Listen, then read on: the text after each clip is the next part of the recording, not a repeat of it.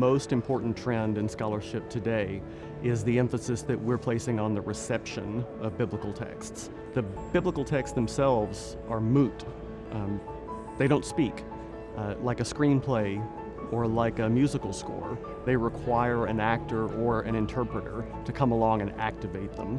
So when we look at how different biblical texts have been received in different communities and by different individuals, we're asking the question of what those biblical texts have done to those people, but also what those people have done to biblical texts. At least for my students, I always have to make them aware of their own social location as embodied persons. So that means how are they gendered, what is their racial, ethnic background, all these different parts of their social location have an impact on how they read the biblical text. One example, I was giving a talk at a church and I was doing it in 2 different sessions, and a woman came to the first session and then she showed up at the second session with her daughter.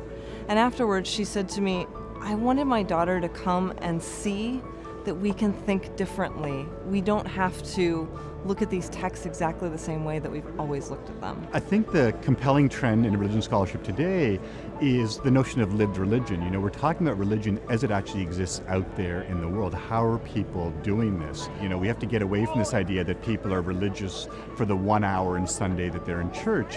What about the 167 other hours that they're not in church? What are they doing? How are they living their lives?